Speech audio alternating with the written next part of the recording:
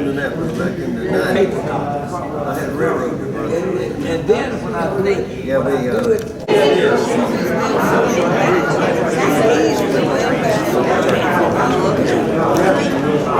We're going to go ahead and start working towards our seats because our first presenter can talk a long time. We need to give him as much space as possible. See, he's talking right now. Doesn't even know I'm talking. Good morning, everyone. How's everybody? How'd everybody sleep? Good? Excellent. Excellent. We're happy to have y'all back this morning. A couple little notes. Make sure that you do go back and see our friends in the back. Some folks have arrived, including, I want to mention, Ivan has the challenge coins from the Sons of the Revolution. Back there, he's selling those for $10 a piece. And we have Jack Parker's book, Peggy Pickett's new book, Steve Smith's book, and Eric Nason has quite a collection back there. And if you want to use the square, we do have that working now. So please go back and visit, not right all at once, but please go back there and visit. At lunchtime, we are going to have that moment of anybody who has announcements about what their organizations are doing. So please come up and tell us what's going on. It's also a good time for us to hear about what other organizations are here, which there seems to be quite a bit of that. Gus, raise your hand because I'm getting ready to, if the 2 indigo plants, if you are interested in taking them home, please ambush Gus and put your name on the list, and he will tell you how to take care of them because they are fabulous. And Tom, are you ready? Tom is going to take us on a field trip at the end of his presentation. And to do that, we're going to go out these doors and down to your right, left, towards the restrooms, and then go out that direction on our field trip. So Tom, when it comes time to do that, you just tell everybody where to march. Okay? I will. Okay. Let's all welcome Tom Oblak.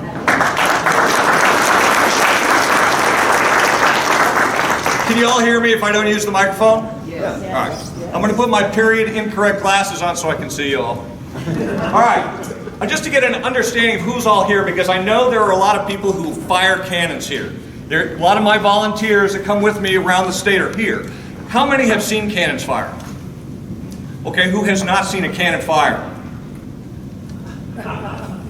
You see me afterwards. I got something for you. How many military people here? How many artillery people here? Oh, the sharpshooters. Yeah, okay. I'll be watching. I won't answer your questions. All right. Say again? Tankers count? No. Yeah, they got big guns. All right. He said our tanker's okay. I said yeah. Cavalry. Cavalry. Yes. I was not. I was an infantry guy. Sorry. But I can make the legacy that I was also a mortarman. And the cannons you'll see today are infantry support weapons. So I can make that legacy as an infantryman to this artillery. Okay, so we're going to go through cannons on the battlefield. I'm not going to talk about cannons at the forts or on ships. And we're going to focus on South Carolina. Now, as an infantryman, I always saw things. I was enlisted and I was commissioned, but I always saw things from the foxhole level. And I had to know what the weapon systems did and what they couldn't do, and how they had to be employed.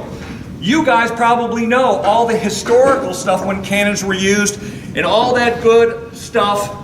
I'm going to take it down from the bottom up, okay? And we're going to go through each of the weapon systems so that I, as an infantryman, understand how they are employed, and then we're going to get to the cannons, okay? So, we're going to go through battlefields. The terrain here drove how things were employed and used here in the state. It's key. And in any military operation, you always do the intelligence preparation of the battlefield. So we're going to do that a little bit. Then we're going to go into the combat arm, tactical considerations, then we're going to get into the cannons. Background. This is the best picture I know of that shows what it was like in South Carolina in 1780. Look at it. Okay? There's the main road, the forest. There might be a little clearing up there that could be a settlement. So we're going to walk through the military terminology of Mentee and a Coke. So what that means is it's mission, enemy, troops, terrain. We're going to go through terrain here. So the first O is observation and fields of fire. Think about it. How far do you think you can see in that forest? 1,000 yards? 1,000 yards is an important number. 300 yards? 200 yards? It depends, obviously, because maybe down the road you can see 1,000 yards. Fields of fire down the road is going to be better than the woods. Avenue of approach. Think about South Carolina in 1780 when the soldiers were here. How many main roads were there that you could take horses side by side and march them down a road? 2, 3, very few. Most of them were single horse or single track roads. Key and decisive terrain. Obviously, Francis Marion did very well up in the PD region in the swamps with smaller groups of men. In the Midlands, not so much larger forces, but they did travel along the avenues between the rivers, especially in the Catawba region where a lot of the fighting happened. Rolling countryside till you get up north. Not easy to maneuver, but as it was said, it was a barren country, meaning there was very little to forage in a lot of these areas. Obstacles, obviously, the rivers, the streams, the gullies. Okay, you don't necessarily employ cannons in those areas, but it is a chance to maneuver them around if you have to. There is an example of that, and I'll talk about it later. Cover and concealment goes again with the observation of fields of fire. Guys can get up pretty close. When we take into tactical considerations of muskets, it's going to be very important, especially here in South Carolina. Okay, there are 3 killing systems on the battlefield. What are they? The armor? No. Cavalry. Cavalry is a system. The infantry, and then the artillery. Think of the infantry as the system is the man and the weapon. Cavalry, the horse, the saber. The artillery, that's the gun system with the team. And remember, we're talking land battles. Let's talk about infantry considerations. The system that they carried besides the man was, he had 2 primary instruments. They were the muskets, rifled musket. We're going to talk about that when we get into the smoothbore. Loading rates, 30 seconds to a minute if you want to use it as a precision instrument. Okay? Effective range out to 300 yards or more, but it's going to depend on the individual itself and the weapon he's got, the model and the skill of that man. Military smoothbore, let's compare them. Loading rates, a trained soldier, British and American, were trained for 3 rounds a minute. They could do faster, there were techniques to do it that way, but sometimes you couldn't. Think about the heat of battle. You know, is that 2 rounds a minute or 3? It's going to become important when we decide how we're going to fight. Lower velocity. I use the example, a 69 caliber, 75 caliber, about 120 grains of powder. A NATO 50 caliber, which is smaller, has 290 grains of powder in it. So it's kind of a lower velocity. Okay? That's why the wounds were so grievous. Now, effective ranges. At 300 yards, it was about 20%. At 200 yards, 30%. At 75 to 100, it's 58%. These tests done by the Brits and by the French, where I got the information, was done not under combat conditions. Nobody was shooting at them. Think about it. Loading your rifle with a man next to you firing. Do you remember that you fired your weapon? Did you feel the buck, or were you too scared? Are you going to load more ammunition down into the rifle or not? Did you have a flash in the pan? You don't know. So this is an individual, but we have to talk about firepower. So, massing of fires. Everybody knows we got online, right? And I've been helped by Kim Stacy that by the time they got here, both armies were extending. That was because of the terrain. Look at this picture with the woods. Think about the longleaf pine trees. They could be this huge. They could be 2 men behind it. You still want to get firepower, okay? And you want to extend your line, because if you can extend your line beyond the other man's line, you can start getting flanking. Platoon or battalion firing. If everybody's firing 3 rounds a minute, but you want to get more firepower out there, do it in more volleys, okay? You can do that either by platoon or by the battalion. Firepower example. This is going to be important later when we get to the cannons. At 3 rounds a minute, if the average company is less than 40, yeah, they can be bigger, but let's just use that as an example. 3 shots a minute, 120 musket balls going down range. Some guys probably didn't even fire their weapon, so we don't really know, but it's about 120. The overall, the reason they get online to shoot at the other side is to scare them off the battlefield. If You don't have to get to within bayonet range. You don't want to get to within bayonet range. Because, what's the killing instrument on the musket? It's not that ball. What kills more than the musket? Yes, cold steel. Make you believe it.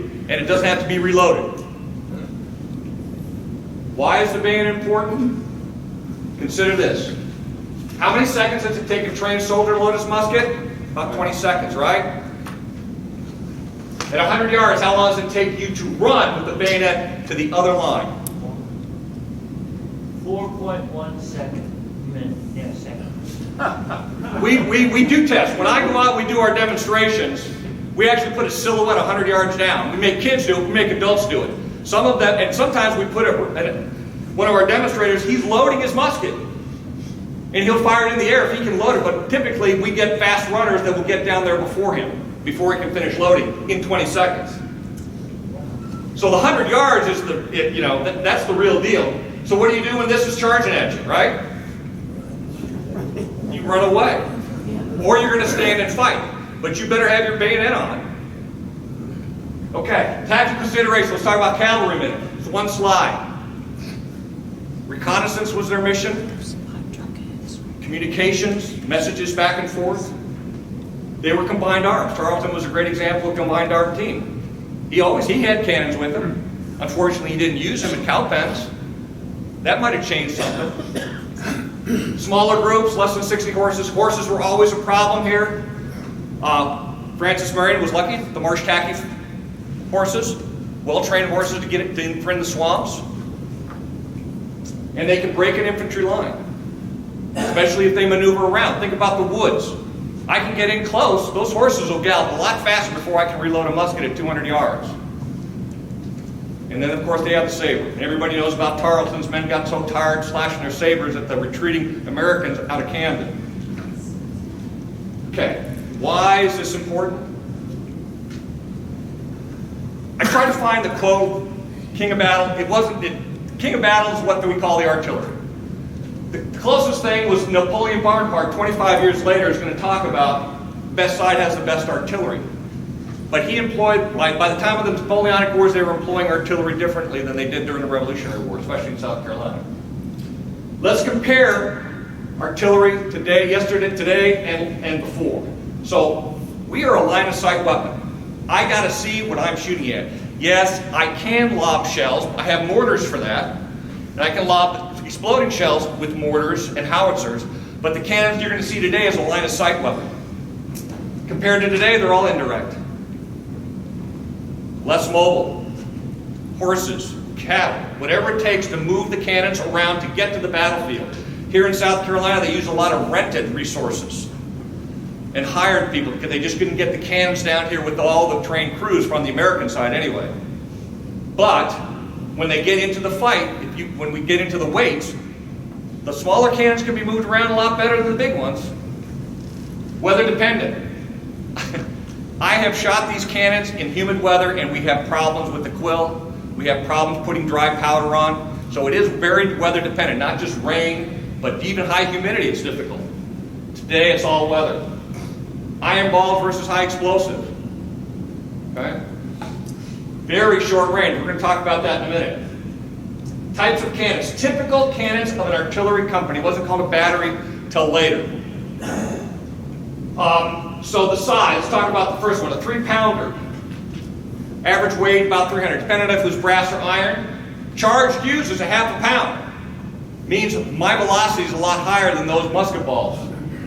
Round shot range at 4 degrees is 1,000 yards. That comes out of Mullins, John Mullins' Treatises of Artillery. The 4-pounder, depending if you have a brass or iron gun, it's about 1,000. It uses 3/4 pound, and it's only got 200 yards more. The 6-pounder uses a 1-pound charge, and it gets 400 yards more at 4 degrees. So all three of these weapons are pretty similar and are very effective. Bigger's better, right? But you're going to find out that the 3-pounder, like we're going to fire out here today, had a lot more going for it. Not that anything against boots. Field artillery ammunition, you probably all know this. Round shot, grape shot, canister, or case. The three types that we use. Now put them, let's show how they're used. Round shot is typically to fire at the other guy's cannons at 1,000 yards or against building or fortifications. Grape shot. I'm going to start putting those 1-inch iron balls downrange at 300 yards where they start engaging with muskets, maybe a little farther out. I need to start breaking up that infantry line. The velocity on those 1-inch steel balls will be a lot higher than a musket ball. And when they get in close to 100 yards, I'm going to the canister. Nails, rocks, pieces of chain. I can put in that canister, and I have some examples out there, probably about 50 musket balls. How many rounds did that infantry company fire? 120 in a minute? I'm going to fire 4 times in a minute. I'm going to fire 200 rounds of musket balls downrange. Okay? All right, mobility. Care and feeding of the horse, the cattle, the oxen, whatever it was. It also is going to be care and feeding of the people that we hired to move the cannons around the battlefield. Towing power when they get to the site of the battle is going to be infantry guys, or the cannoneers. Trained crew members. I put up Port Royal as an example because, according to the history, there were 2 6-pounders. There were only 6 Continentals. And Moultrie's staff had a couple of those Continentals. So how many trained artillerymen were on those guns? Probably all the rest were militia. Okay? The Americans had a big problem here in the South with trained artillerymen. It's a 5-man crew, but if it's a 4-pounder or a 6-pounder, they're going to need at least 5 guys to 8 guys on each side dragging that gun into position or dragging it out. The 3-pounder is the most popular. 4 men, and you'll see it out there, can lift it up like a litter and carry it over a fence. The other ones have to break the fence down. I can maneuver through the woods. Uh-oh. Okay. Considerations. Number in a company. Mixed types of numbers. So in 1779, Washington and Arnold, they wanted to standardize what the Army had. But they did this, which is kind of odd for me as a logistician. They have all these different types of ammunitions. 6-pounders, 4-pounders, 3-pounders. It's a 6-gun company, but they mixed ammunition types. Probably was due to availability of the guns. It also gave the commander the option, if he had the 6-pounders, he couldn't maneuver them, he had the 3-pounders that you could maneuver. Disperse and deployment. They anchored the infantry line. They didn't mass fires. They did. There were times that they did, but typically they were on the edge of the battalions or regiments and put in 2 of them. You gotta get a higher rate of fire. The 3-pounders were battalion guns, just like mortars today. 60mm mortars are under the command of the company. The 120s are under the command of the battalion. So that's where I make that legacy to the infantry. Okay, so we talked about this, the round shot, building, fortification, breakup. You know, if I can get on the end of an infantry line, I'll fire a round shot. Take out 6, 7 guys at a time. That's hard to do though.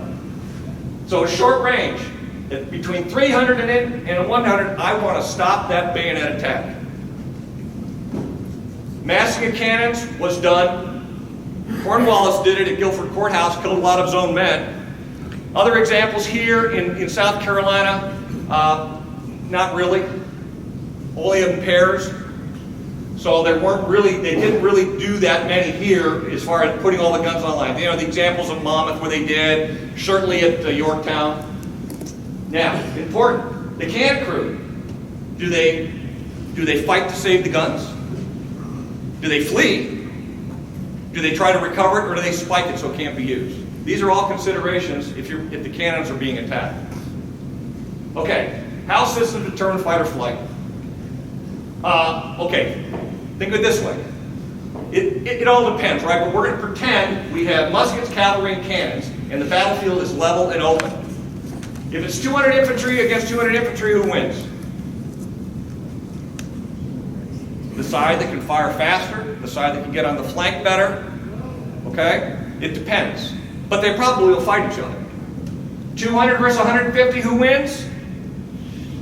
You know, it's an open level field, but if I had 150 guarding a ford or a stream crossing, 150 is more than I need against 200. But That 200 men means his line is extended beyond mine. And if he's firing 3 rounds a minute and I'm firing 3 rounds a minute, it'll all depend if I want to take that fight. Can I fire more or is he firing less? If it's 200 versus 100, that 100 men will probably not take that fight in an open field. If it's 100 infantry against 200, but they have 20 cavalry, who wins? The side with the cavalry. They'll get on the flank. Think about it. If that 200 men have to form square because they see infantry, that square is only 50 men on one side.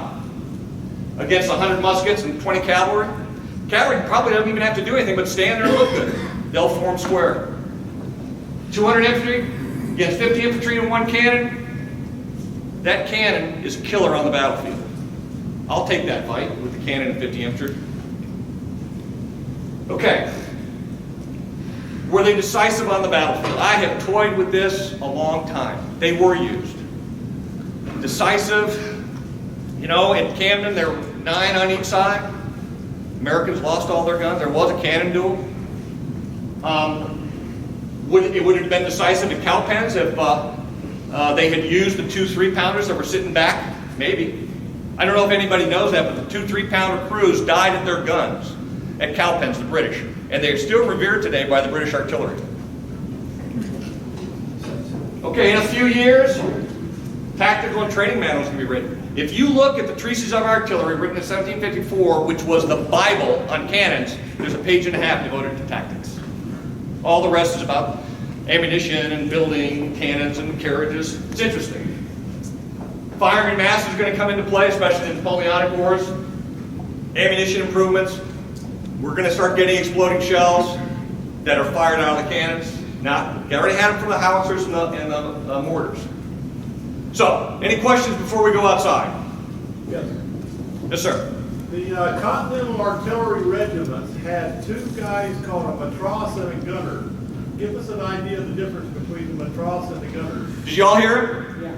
Wants to know the difference between a montrose and a gunner. Sir, you were going to get that education right outside here. We will talk about that. Where did they get the phosphate and the mixtures for the gunpowder? Where did all that come from? The Chinese. Everything was in the Chinese. Doc? Yeah. Not anymore. No, I do have a poster that explains the sulfur and the mixture rates and everything. But they, you know, the saltpeter and all that stuff, the charcoal. Yeah. Where did it come from? We made it. I mean, where did the phosphate come from? Manure. It's a natural evolution of the compounds coming together. Manure, human, organic, and also rotted vegetation. So Because, you know, they have phosphate mines here. They had phosphate mines in South Carolina. Well, that's what I'm saying. That's where I'm going. When did they use the South Carolina phosphate? You have any idea? No. I'm an infantry guy, I'm not a scientist. Yes, another question? Difference between dragoons and cavalry. Dragoons could fight dismounted, and sometimes would have a horse, sometimes not. Is that true, Eric? Dragoons are armed. For the most part, dragoons are carrying a carbine and a pistol, so they can't actually operate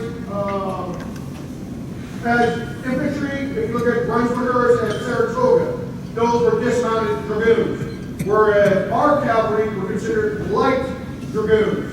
They were armed, they carried pistols for the most part, and sabers, but used for reconnaissance. Dragoons were used more as mobile infantry, because they had the carbines, but still had the same effect of cavalry of shock effect and reconnaissance.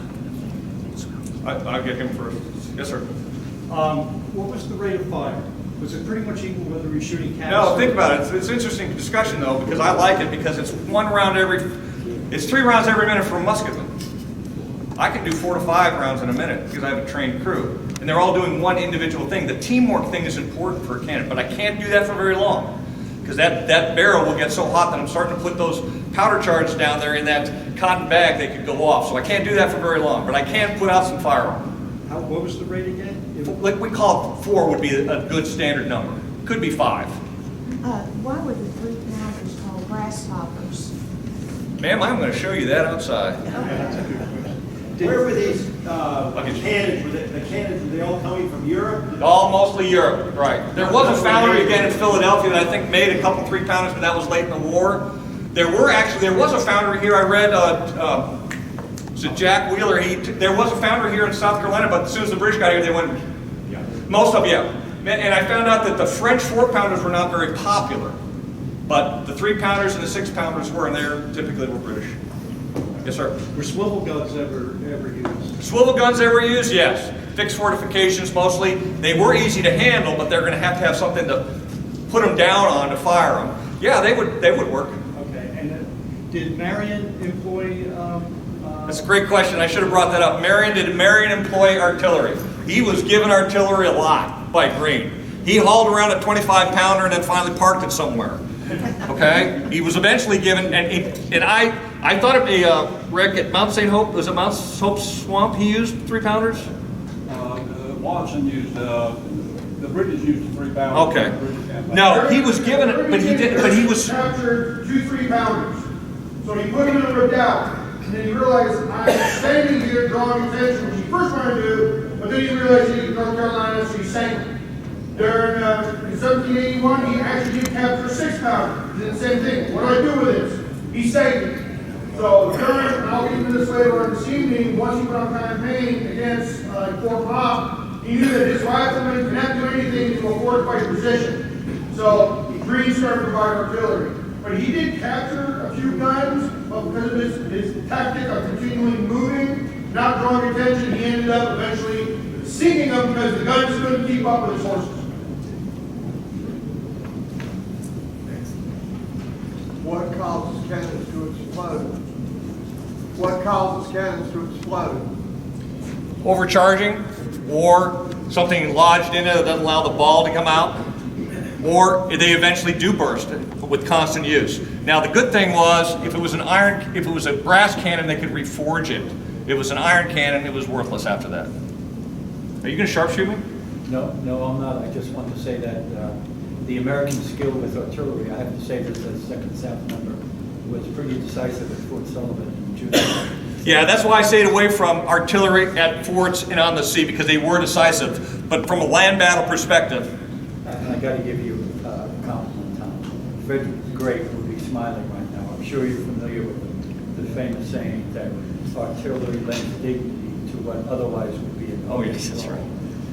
Did you hear him? No. Artillery lends dignity to what would have been an ugly brawl. An ugly brawl. There is a poster.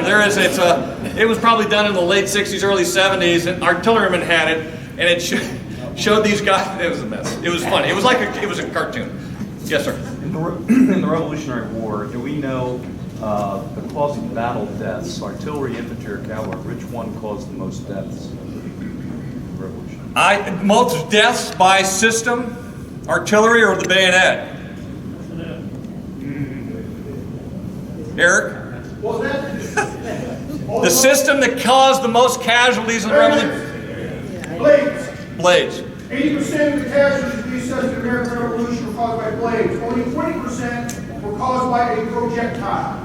And most of that was artillery projectile. Musket balls, nothing but a big noise maker. Disease was actually the number one.